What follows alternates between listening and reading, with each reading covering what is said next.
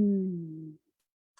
Hello, hello. Welcome to all of you out there.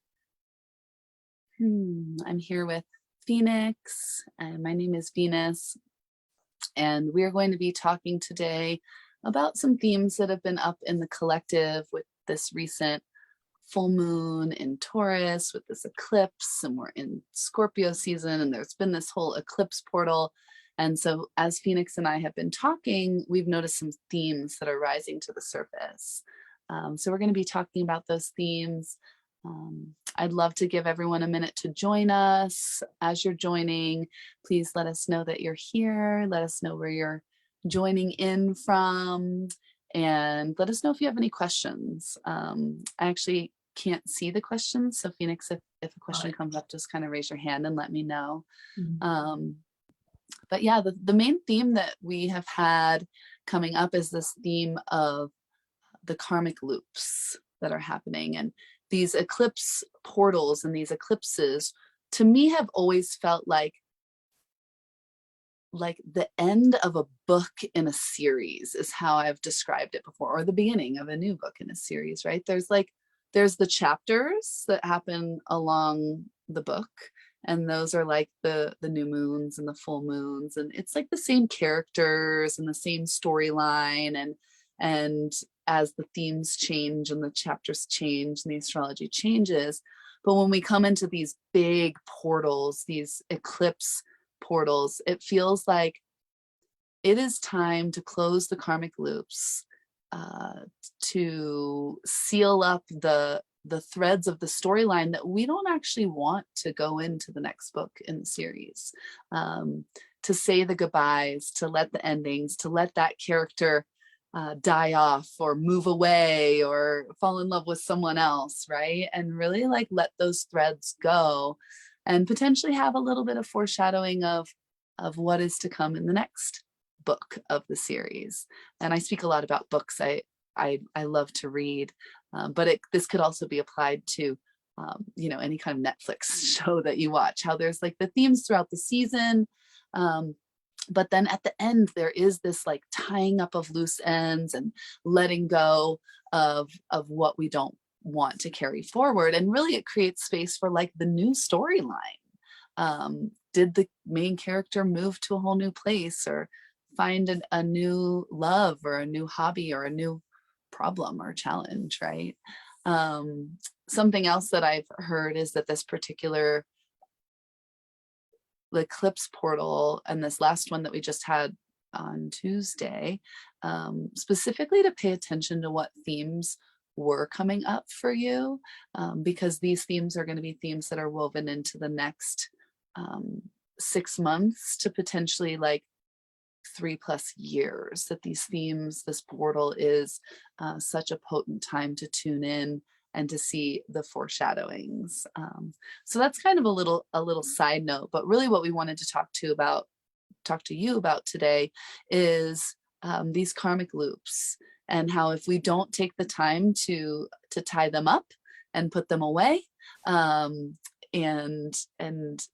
leave no plot holes, then they will come back. And that's when we start to feel stuck in a relationship, in a pattern, in a belief system, in a way of showing up and being in the world. And as we've been talking about this, we've been talking more and more about, Phoenix and I are female identifying, so we've been talking a lot about this like sisterhood wound that can come up. And there's the brotherhood wound as well, so you can apply that as you wish. But really, Phoenix actually was telling me a really cool story about some trauma and drama that had come up with a sister that has been looping, and it feels like it's time to close the loop. And so what she did was she went into a state of meditation and went into an altered state and went into the Akashic records. So we'll be bopping back and forth on this transmission. We'll touch a little bit in on medicine ceremony. We'll touch a little bit in on family constellations and internal family systems, and some of the more like psychiatric spiritual tools. But Phoenix, I'd love to invite you to start us off with your experience with the past life regression, essentially, that you did through the Akashic records, and how knowing these past connections is helping you make sense of the karmic cycles in the now, and how you can move through them, if you'd be open to sharing.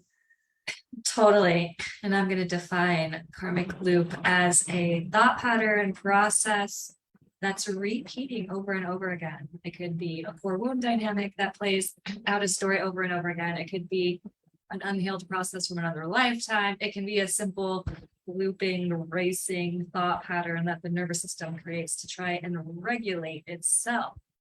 And I love using other lifetimes because Venus and I both are really old souls. We've been incarnating on different planets for quite a long time. We have many lifetimes. And sometimes those lifetimes are tragic. We, as a human race and multi-dimensional species of races, haven't always been the kindest to one another. And oftentimes, if there's an unresolved conflict in a previous lifetime, tendrils of that will bleed through into our current reality. You can believe that lifetimes are linear or that they're actually existing at the same time. Whatever your belief is totally great. But in our perspective, other lifetimes do exist, and they can influence and impact this one. At this point in my life and evolution, almost any potent situation or connection that comes into my life, I've known before. And I can identify that. There's a resonance, something bigger has happened, there's a bigger storyline that's occurring. And that's just what I'm calling in, this depth of connection that doesn't just stem from one lifetime. So when I have difficulty or when I notice something is occurring, the something could be, I look at somebody and they're telling me their name, but I'm hearing a different name in my head that doesn't match the name that they're sharing. I might get curious about the Akashic record, about our connection. A perfect example of this is a person I dated many years ago in Costa Rica. He kept saying his name was Steve, but I kept hearing Koti Kue. And I was like, what? Who is Koti Kue? What does that even mean? And this guy, Steve, Steve wouldn't stick. And I was there, or we formed a triad friendship with one other man. And certain things began to come up that just made it very clear that this wasn't our first dance, especially because I kept hearing Koti Kue. So finally, I did another lifetime exploration and found out how I knew this man. His name was Koti Kue. Wei was the name of the clan we were a part of. He used to train horses, had a really long braid. And this dynamic that happened in this other lifetime where we liked each other, but we couldn't be together because of clan dynamics. We were married to other clans for certain prosperity issues. I was traded for some fur pelts. Married off for some fur pelts, and he was married for the horses. But we couldn't be together. And in this lifetime, that dynamic, excuse me, I have something in my throat. That dynamic played out to some degree. We liked each other, but our frequencies were not matching. Certain things just felt very familiar and old. And so then I was able to really look at this lifetime and be like, oh, same storyline, different timeline. Even the woman who he had been married to came to Costa Rica. And they formed a bond. And I watched it happen. They formed a bond in front of me when our bond wasn't working, because this had all happened before. It was incomplete. It was unfinished. And in this lifetime, we got an opportunity to complete it, which we did in this beautiful conscious closing where we let these lifetimes go.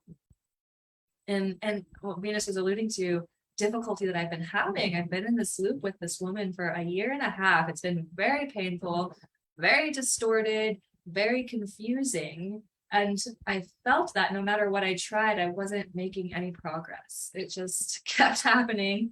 My thoughts would loop. I know her thoughts are looping. And nothing was occurring. And so a couple days before the eclipse, it came up again. She came back into my field in a very major way. And then my looping thoughts started around this topic and all of the drama that I've been experiencing. And I recognized that because the eclipse was happening, this was my opportunity for completion, or to attempt again at completion. Again, it takes two to complete, but there's a lot of work we can do on our personal level. When you heal the distortion inside of you, it often disappears from the person you're in a relationship with. And that's just how trauma healing and vibrational healing works. So I know that if I heal it in me, and if I clean it up in me, she's going to feel that. There might be some results without me ever having to say anything. So I did another lifetime exploration. I saw another lifetime where this dynamic we have with each other began, and was able to interact with it with more understanding and a little bit different of a process. Working with the goddess and the gods, I asked, how can I complete this? What do I do? And they gave me a ritual in the Akashic records to perform with her that just gave me so much more peace in my own being. I have no idea what the actual outcome will be. Time will tell. I haven't heard anything come up around it, which is progress, by the way. Nothing has come up. Huge progress, given the drama that we've been playing out. And I like to use this a lot. If something's happening, if something's stuck in a loop, whether it's attachment wounding or seems to be beyond this lifetime, you can go look at it. You can get that information. There will be tendrils of connection. I'll give one other brief story, is that 2,000 years ago, I was a druid teaching at a university, which is now in Anglesley. And the Romans came. The Romans came, they killed us all, they raped us all. They destroyed our university. They burned it down. And in this lifetime, I had been really on point with my purpose. I had a strong community around me. I was doing tons of magic, teaching. I love to teach. And I was constantly with the scrolls, the records, the information. And all of a sudden, the Romans came and just destroyed everything. So in that lifetime, I experienced loss of community, loss of life, loss of information, loss of something that was dear and precious to me. And that lately has been playing out in so many interesting ways because it's so multifaceted that I'm experiencing it from many different angles. And having this awareness helps me to see that, oh, when something feels like it's being ripped away from me, it's actually an opportunity to heal from this previous occurrence. I'm not dying in this lifetime. I'm not being raped. I'm not being murdered. But when those things get touched that are stored in my light body, it feels like I am. Because it's old. It's a loop that's happening. And when those ruts get created, we repeat the dynamics over and over and over again until the integration occurs. So a couple of examples, real life examples of what can happen and how we can use the Akashic record and other lifetime access to help support our healing process. Yeah, I love what you said about how it's about like the nervous system and how you were able to face the same thing, but for it to feel very different in your body. And talking about how certain triggers will cause you to feel a life or death experience from a past life, even though your life is not being threatened in that way in this life. And again, that healing is getting your nervous system to a point where you're actually present with the safety that is here now and discharge the fear. And yeah, specifically, I think fear is what a lot of this work is here to help us discharge out of our nervous system. And it's oftentimes when whatever was happening at the time didn't have that completion of the discharge. And so it does get stored in our light bodies. Or if it's a trauma that's happened in this lifetime, it can be stored in our physical bodies. And I love that the work really is the work on the nervous system. And to me, that is why when you do the healing work, all of a sudden the person you're talking to isn't triggered anymore, because their nervous system is reacting to your nervous system, which is reacting to something in the past.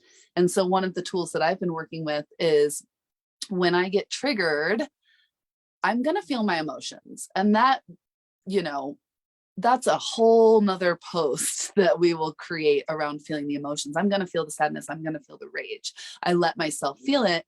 And then I say, thank you for triggering me. Because it is the feeling of the emotions that does allow the discharge from the nervous system, which then changes what we attract and reflect in the outside world. And Phoenix, I love what you share, because it is what I call a sober psychedelic experience. If you are going into deep meditation, if you're going into visualization, if you're asking the Akashic records, if you're asking Great Spirit to show you something you need to see, these can be altered states. And they can feel like psychedelic in nature when you're like seeing things from other places. And that state is available to you at any time, with or without medicine.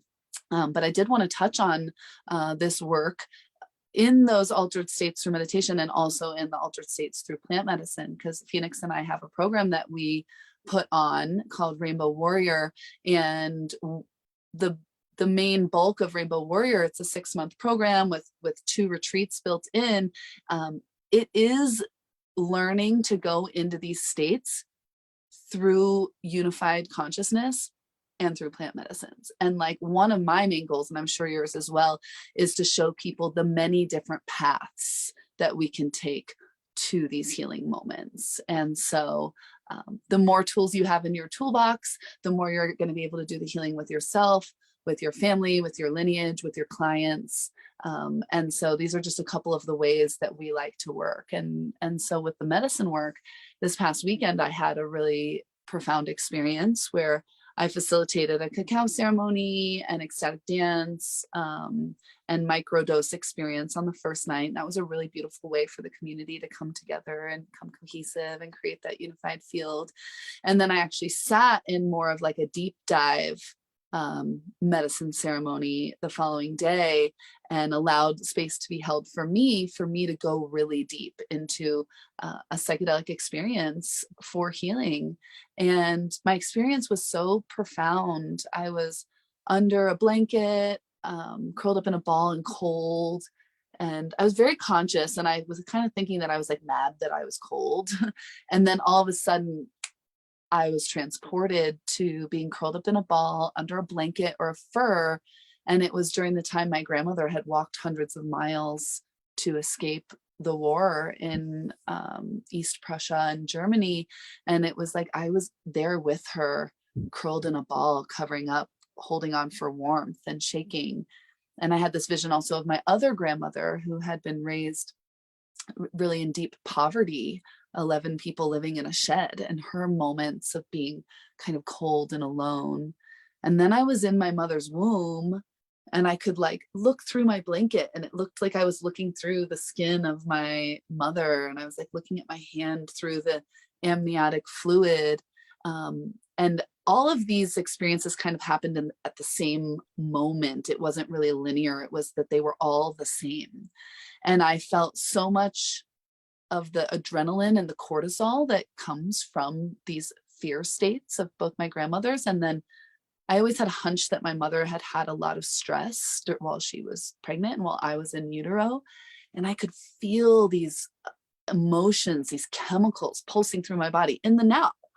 And I allowed myself to do like a whole shaking practice, like body reset, like squeezing and pulsing. And it was like my nervous system was squeegeeing out all of that trauma. And I honestly have felt like a different person since then. I haven't been able to drink coffee for like over a year, because even just a couple sips and I felt totally wild and crazy. But I had a cup of coffee the other day, and I like took a nap that day. And what I realized was that my nervous system was so filled with these memories and these trauma experiences as a chemical signature that I couldn't handle any more stimulation. But by doing this work and cleansing it out of my physical system, I'm not nearly as affected by the caffeine right now. And you know, there's a word that I've been playing with since I spent some time with my very talented cousin. She's like a country music singer, psychic Christian. And I love her way of bringing all of these pieces together. And we were listening to like a sermon, and this word redemption came up. And so I've been really sitting with like, what is redemption? And to me, redemption is getting to do something again with a new outcome. And that redemption is what heals trauma. They say you can't heal relational trauma outside of the realm of a relationship, right? It's like, so much I've been desiring to have a family and have a child as a redemption for some of the really stressful trauma states that I experienced as a child. I've had breakups with my partner over the past like 3 years because I feel like we had to get back together in order to like have a conscious uncoupling to get a redemption and do it in like a better way. And right now we're transitioning our relationship while like holding hands and cuddling and loving each other. And it's just like, I'm redeeming this karmic loop that I've had with him, but I'm also redeeming so much from my lineage. And my experience in this, I'm jumping around a little bit here, but hopefully you can follow. My experience with the mushroom ceremony was that while I was in that state and cold and shaking and like in the womb and in the escaping from the war and all of this that I had been carrying in my body, I just felt like this deep masculine presence of holding me. And it was actually something that I experienced the weekend before with a man who just held me in a way that where I felt so safe. And my body was able to translate that feeling, to take it from my experience, carry it with me, and then experience while I was reliving some of these traumas, even pre-birth, even preconception. And so these are some tools that you can use and some frameworks that you can use to play around with the karmic loops. Like what is it that keeps coming up in your life so that you can get a do-over? And how would you like for it to be the next time it comes in? You know, if you're able to share that in the comments, I would love to hear if there are karmic loops that are coming up for you to be redeemed.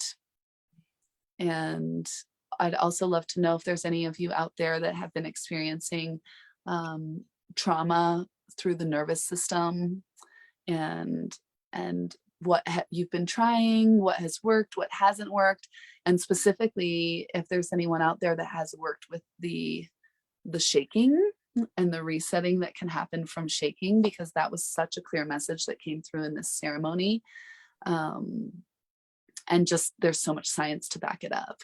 So like, what's going to happen when we train a whole new wave of rainbow warriors that are equipped with these tools for all of you to take to your clients and guide them into sober journeys or medicine journeys, but with the specific intention of revisiting some of those more challenging times or lifetimes with the intention of redeeming them. I think I maybe mentioned this in the last video, but there's a show on Netflix that I watched called Another Self. And it's about something called family constellations, which is a group channeling, like psychology, healing experience. And they go into these same themes, and how much can actually happen when we heal our ancestors and ourselves and our past lives. And so I'm going to keep pinging it. I'm not like getting paid for promoting this show, but I'm going to keep pinging it because I want some people who have watched it who I can talk to about it, because it was really profound noticing for me. So I'd love to pause there and see, Phoenix, if there's anyone that's chimed in, anything that is there to share, anything else you want to add. Yeah, I've noticed some people coming and going, but we would love to know your karmic loops, what patterns you're stuck in. I can talk a little bit about my pattern. Mine is abandonment. Right, I've been in a karmic loop definitely since the beginning of this lifetime, and I have recreated or been stuck in these patterns where people will leave my life all of a sudden, sometimes really aggressively to me, the one who's being abandoned. And it just repeats over and over and over again because of a pretty significant trauma that I experienced as a child, in which my brother committed suicide. And so right, this is one of my karmic loops that just keeps happening. It's really painful. And knowing some of these tools, the other lifetime access, the shaking, trauma healing, nervous system regulation, all of these have been pivotal in helping me navigate the challenges of trauma. And so we love to share them in Rainbow Warrior too. Rainbow Warrior is so focused, like Venus said, on different tools to help us get results. Because sometimes if you go at an issue, front on, say head on, we're not actually seeing it from all these other possible angles. And maybe that head on approach won't work for this issue, but it might work for this one over here. And that's why we give you so many modalities and tools in Rainbow Warrior, so that we have this multidimensional approach to healing that can create more integration, as well as, right, you learn how to be so much more effective as a leader and healer because you know how to approach things multidimensionally or from multiple perspectives. Yeah, and if you're hopping on and you know of a karmic loop that you're stuck in, a repeating pattern, would love for you to share in the comments. Venus and I are doing these conversations, teachings about once a week right now, gearing up for Rainbow Warrior. We have a couple of spots left in the 6-month program, which starts in February. And as Venus said, it starts and ends in a high-end retreat where we're learning modalities. We're doing non-psychedelic, very psychedelic, non-medicinal spaces, as well as medicinal spaces, and learning dozens and dozens of modalities together, as well as focusing on our healing practices, our spiritual businesses, things of that nature. So we'd love to invite you to check it out, to apply if you feel called, or to hop on to our next video sometime next week. They'll all be in the thread, so you can scroll back and check out our topics and tune into Venus and I along the way. Yeah. And I want to answer a question that I got from someone who's interested in the program last night. She kind of said, well, I don't have like a spiritual business. So she's like, but I want to come and I want to learn all of that stuff. And, these are tools that can be helpful in any circumstance, interpersonal relationships, work relationships, but even just your own inner healing. If you do have a spiritual business and you're working with clients, there's definitely a lot of ways that we can support you there through this training program. But even if you're just on your own personal journey, and you've been calling in something that's beyond a retreat, something that is going to take you into all the dimensional layers of your healing experience, reach out to us, because this is exactly what we're here to do. It's possible afterwards you might end up helping other people, but it's not required. Yeah. It's definitely not required. We like to orient the calls in several ways. One way is you can focus on building your spiritual business, or you can use that time for personal healing integration.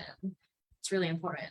Most people end up using it for that, because in order to have a successful spiritual business, we have to be healed and integrated at higher and higher levels as we grow to higher and higher levels of impact. So yeah, and the calls that Phoenix is chatting about is, we do our retreat where we're all deep diving together, a very, very small group in my favorite place in Mexico, in Akumal, on this beautiful laguna, next level location. So we'll do that. We have an amazing retreat in Sedona at a beautiful house that we've been at before, and all of the deep dives that we can do in that amazing vortex. But in the 6 months in between, we are in a deep dive of group coaching and individual coaching with both Phoenix and myself. And you really can take it any way. Like, if you're like, I want to go into my Akashic records and see what my past lives are, we're going to do that. If you're like, I want to be in a psychedelic ceremony and heal my mother lineage, we're going to do that too. And we're just going to keep dripping little bits and pieces of what we're doing along the way. I feel called to keep this call a little bit shorter than some of the last ones.